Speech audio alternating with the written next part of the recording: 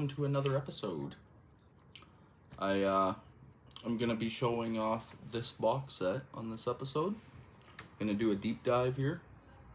I just finished up watching all 7 of the movies. Watched them over the course of about a week, probably, because I need to squeeze other stuff in between. But yeah, it's from Arrow Video. J Horror Rising, it's called.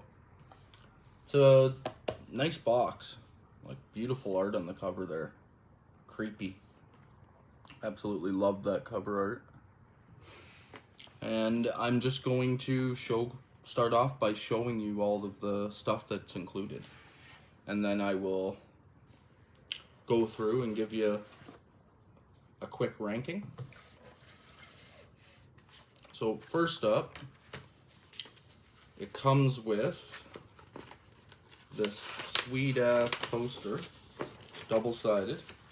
So you got this side, which is pretty freaking awesome. And then you got this side, which is pretty freaking awesome. Nice poster. Creepy. So yeah, you get yourself the little poster. This is the limited edition. I'm assuming it's still available. You also get the big, thick collector's book here. Pretty good sized one. Gives you like details on every single movie. And then a good essay written for every single movie. And yeah, tons of content there to be had, which is nice. And then it comes with, well, you know what? Instead of showing you all these, I will just do the ranking of them and show them as I rank them. Might as well do it that way, right? And then I'll talk about special features and all that. But yeah, my last place in this box set got a 1 out of 5. And it is from this 2-pack here. It's called St. John's Wort.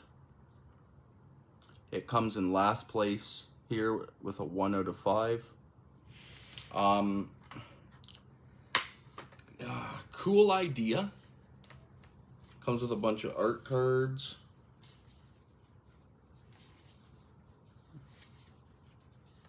Pretty dark art cards. Same thing on the back. And then has 2 movies on one here. And then it's got reversible art as well.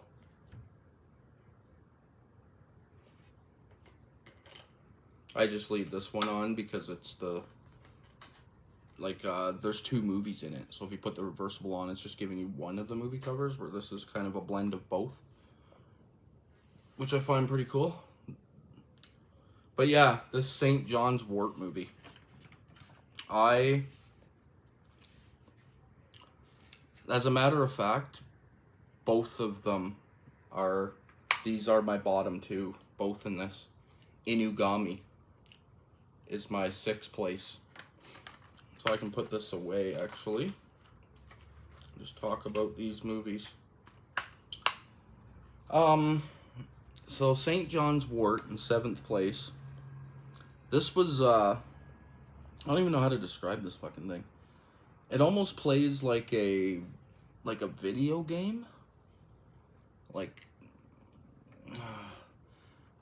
how do I describe it? The color palette is fucking disastrous. Like, it's just bright oranges and greens and reds and zoomed in cameras on people's faces that don't, it seems like it's like extremely experimental in its film style. And some people might watch it and be like, oh, this is really cool, this is different. But I was irritated by it. I was just like right off the beginning, I was like, ooh, what's wrong with this? Like, I thought there was something wrong with the disc. It looks so fucking weird and bad. But the storyline, I'll give you a quick, tiny little sum ups without insane spoilers.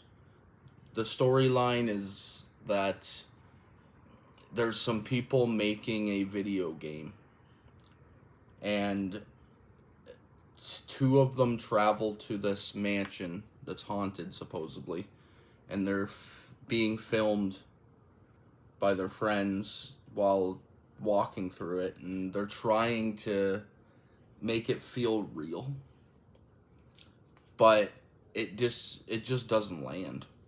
Like, it's rough. I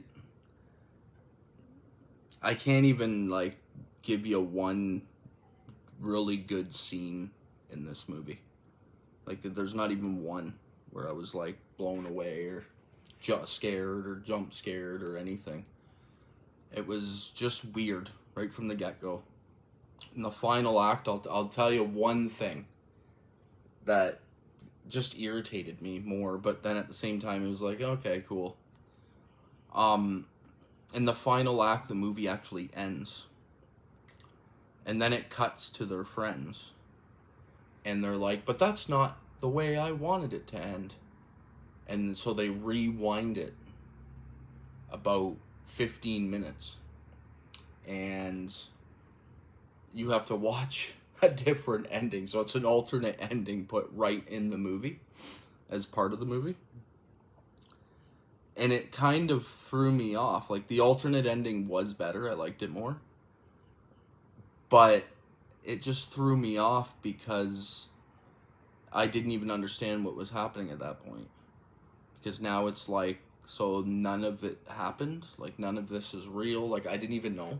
I was just like, the movie ended and I was just like, okay, whatever. So yeah, St. John's Wort, not a great start here. And then Inugami is in 6th place, and I gave it a 1.5. Now, this was also a disappointment.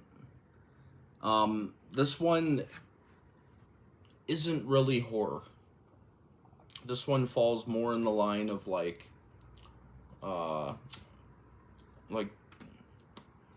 Japanese folklore is what I would say it is. It's about the modern world and classic traditional lifestyles mixing together and living in one area, and slowly starts realizing that they don't really mix, and it mixes in a little bit of folklore in there. But other than that, like, there's one good sequence in the final act where I was kind of, like, disturbed. But other than that, I just wasn't feeling it. Like, this scene here, the chick with the bloody knife, that's from St. John's Wort. That's the one good scene, I guess I could say, in the movie, is a girl stabs herself in the eyeballs with a knife, and it's really nasty. But yeah, both of these were serious disappointments, this entire disc. It's funny, too, because it says it was released together on the same double bill at the peak of the J-horror boom. So when people went to see this in theater, they would have watched these together as a double feature. And I wouldn't have been happy. Okay, so it actually says that the slow-burning art house folklore of Inugami and the visually innovative stylistics of St. John's Wort, based on a pioneering video game of the same name. Okay, so I guess I got that right. Both these movies are making their Blu-ray debuts outside of Japan. Tons of special features. 5.1 Japanese, English subtitles, brand new audio commentary on Inugami by Japanese cinema expert Jonathan Clements. Brand new audio commentary on St. John's Wort by Japanese cinema expert Amber T. Dog Days, a brand new interview with Inugami director, The Making of St. John's Wort, like tons of special features. And I didn't watch any of them because both these movies disappointed me so much that I was like, do I want to waste my time on an hour or so of special features? Probably not. But yeah, let's put both of those ones away. Not a good start here to this box set. A 1 and a 1.5. And then next up in 5th place, we have from this double pack, and this is the bottom one. It's called Persona. This one isn't a horror movie either. Like that, and I think that's why I'm the most disappointed with this box set, because it's so bloody and gory. Like, look at the covers of these. They're so bloody and nasty and gory, but yet, like, they're not. They're not bloody and nasty and gory. A couple are more than the others that I haven't got to yet, but this one I ended up giving, what did I give this? I gave this one a 2 out of 5. Because it did have a slightly interesting storyline, but it's done very unbelievably wacky. Like, that I was having a hard time kind of following along and getting invested in a couple of the characters. And then the end kind of like threw me for a loop. I didn't even really, like, it's going to take a second watch to fully grasp it, I think. But it's a kid shows up to school at the beginning, and he's wearing a mask. And they're cool masks. They're, what do you call them? Like the origami masks? I don't know the name. I think that might be it. And he or she, it starts trending. And all of a sudden, tons of people in the school are wearing them. And it's all about bullying. Like, the whole movie has a point it's trying to get across about how if everybody wears a mask, then there's no bullying. Along those lines. And it starts to spread across the entirety of Japan. And all of a sudden, everybody in Japan starts wearing these masks. And it becomes like a business, and the government is actually a part of it. And there's some conspiracy, but there's no horror in this movie at all. Like, just the idea, I guess, can be horrifying, but again, not a big fan of this one. Like, it was better than those other two, but it still wasn't anything blowing my mind. Yeah. This one isn't eliminated yet, because it's got a second movie on it. And then, next up in 4th place, we have, from this double pack, we have Isola, Multiple Personality Girl. The bottom one here. Now, this is a 2 as well. So, I think you can hear it in my voice that I'm slightly disappointed. But I was expecting a lot more out of these. This one's a 2. The 4th movie in the set, and we haven't got above a 2 yet. 4 of the 7. Yeah, Isola, the Multiple Personality Girl. Now, this one, does it have any special things I need to talk about? This was also a double billing. Both of them on this. Get to the other one in a minute. Yeah, just shit tons of special features. Same as all the other things. All kinds of audio commentaries and making ofs and set visits and stuff like that. I don't need to get into the special features. You're getting shit tons, just like you always do in these Arrow box sets. Everything you could ask for, basically, in the special features department. 5 out of 5 for special features. Yeah, I used to love the Multiple Personality Girl. Now, this one was another one that kind of like threw me for a loop. it's like, what do I say that doesn't spoil it? So, this one, I didn't really understand the ending in this one. It's why it's only a 2 again, because it's called Isola Multiple Personality Girl. So there's a girl having like visions throughout the whole thing, and she's talking to characters, and you don't know whether they're real or whether they're just created in her head, and it's just different versions of herself. And it kind of fucks with you in that department. Like, I didn't really grasp this movie that much either. Like, some of these are so out to lunch, and the filming styles are so weird that I just had a hard time with these first 4. Like, I was not that interested, like, because the movies aren't that great. I was having a hard time even paying attention, and you have to because you're reading. So I was starting to get irritated. But yeah, it's just what I just said. It's weird stuff is happening. You don't know whether it's this girl. Just multiple personalities.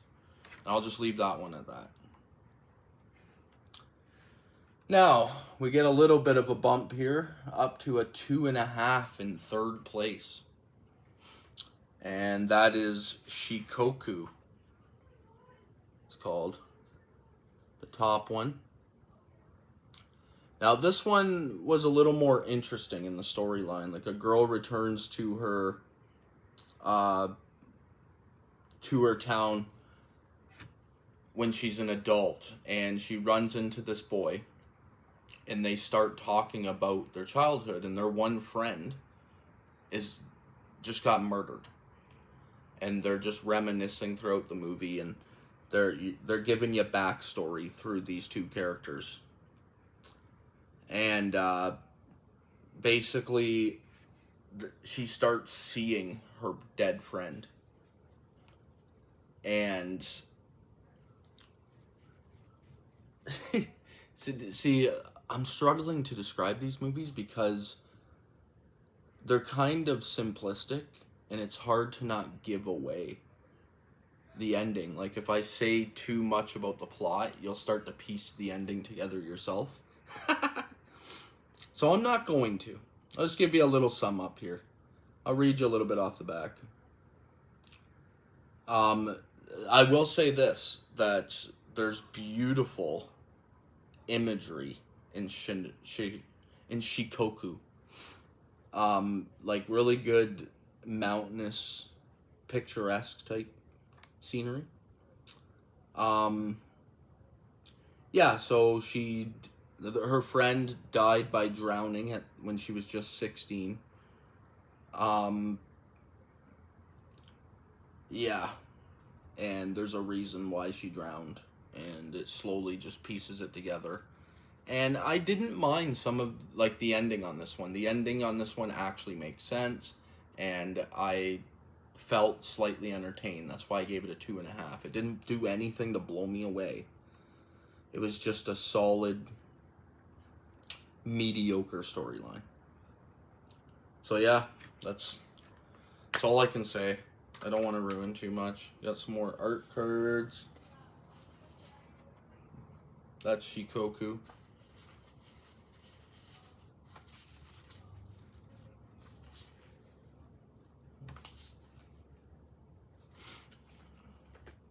So, as of right now, I have 2 movies left. And we haven't even got above a 2.5 yet. But, thankfully, these last 2 movies are both 4s. I gave them both a 4.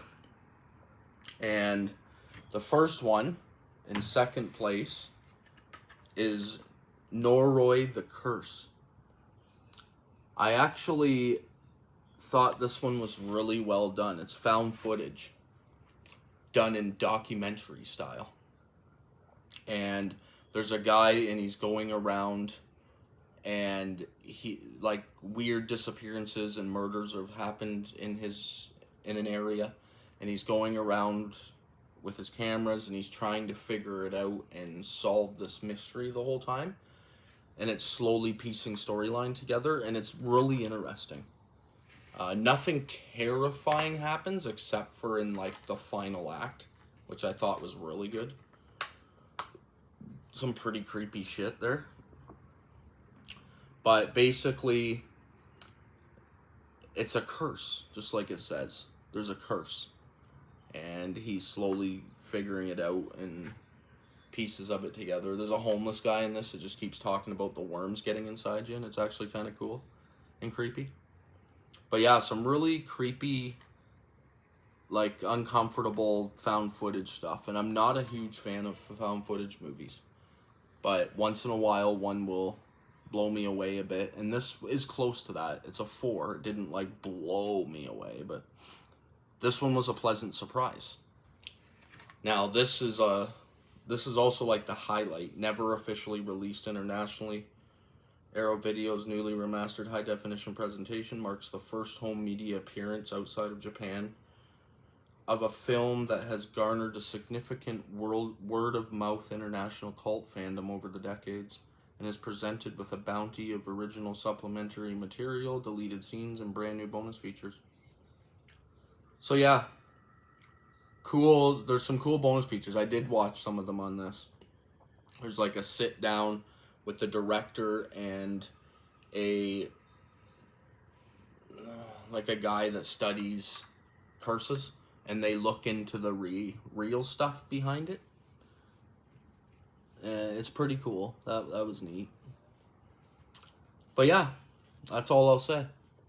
I don't want to give too much away because this is one of the 2 reasons to purchase this box set. So, our first 4. What they got for the art cards here? Anything cool? That's a cool one. Probably can't see them because they're so dark. Some neat stuff there. So yeah, this is one of the reasons to purchase this box set. And then my first place of the box set is Carved, the Slit Mouth Woman. This one is the closest. This is a pure horror movie, this one. So is Noroi. But this one is like pure horror.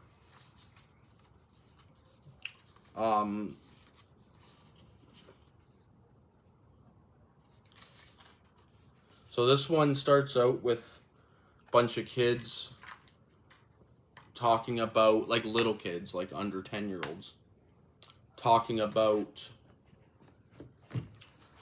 this curse. Again, another curse. And it's about a slit-mouthed woman and how she takes children, and kids just disappear and they're never seen from again. And that's how the movie starts out, and then it shows her show up and take a kid. And she's pretty creepy looking. Like, that's what got me, because it feels really Grudge-like. Like, it's going hard on the spirit creepiness of it. And she has actually got slices up her face. And then 2 people start investigating it. Just like your classic Ringu and Grudge and stuff. They're investigating it, trying to figure out what's happening. And as this is happening, kids are getting taken. And it actually shows a couple kids get murdered by this spirit, we'll call it. And it's pretty gruesome. Like, she sticks the scissors in this one kid's mouth and starts slicing his face. And these are kids that are, like, under 10. And then another one, she rams the scissors down through him, like, 4 times and kills the little kid. Drags his body out. Throws it out in, like, a parking lot where a bunch of people see it. Really disturbing shit. And then it leads to a decent storyline of what she actually is, and why she exists and stuff, and it has to do with the main characters. So I'm not going to reveal anything else because those two movies are the selling points of this box set. And I'll move on. So I did an average for the box set. So I had 2 4s, a 2.5, 2 2s, and a 1.5, and a 1. And that averages to a 2.4 out of 5. That's what the overall average of this box set is. So it's not even halfway to perfect. And which leads me to my recommendation section. And it's pretty hard for me to not recommend buying something when it comes to physical media, especially when it's something that looks this cool. But I have to be honest, with a 2.4 average from me, not even half, I can't recommend running out to buy this. Because quite honestly, there's only 2 movies here that are even worth your time. The rest are just like, watch it, see what it's about. But there's only 2 that are going to give you anything. You're going to come away from being like, wow. But then again, it's just my opinion. Some of these movies that I just gave low scores to, they're sitting at like an average of 3 to 4s on Letterboxd and stuff. But I don't know how, because I was either bored shitless, confused, or just not entertained by a lot of it. But with that said, I'm pretty sure it's the only way to get Noroi the Curse and Carve the Slit Mouth Woman. And both of those movies are must-watches. So I paid quite a bit for this because I pre-ordered it. Pretty sure it was... Actually, no, scratch that. I didn't. My daughter, Samara, bought this for me as a Christmas gift last year. So I didn't pay anything for it, so that's a bonus. But if you could get it for like $60, then it would definitely be worth it, because then you're only paying $30, say, for the 2 good movies, $30 each, which is reasonable for an Arrow Video movie. So that would be worth it to me, because then you get all this hard packaging and everything too for the price of 2 movies. All the rest are just freebies, basically. So yeah, that's my breakdown. I hope that it gives you a slight understanding. Sorry, I'm not really good at doing box set breakdowns without spoiling. It's hard to talk about movies deeply without ruining the core plots. But yeah, it's up to you. 2.4 out of 5 is my overall rating for this box set. So buy at your own risk. Anyways, I'm working on another box set that I'm going to bring, and hopefully this one's better than this one. And I'm also doing all kinds of other stuff as well, so I will be starting to get some episodes out quicker. So thank you for joining me, and I will see you in the next one.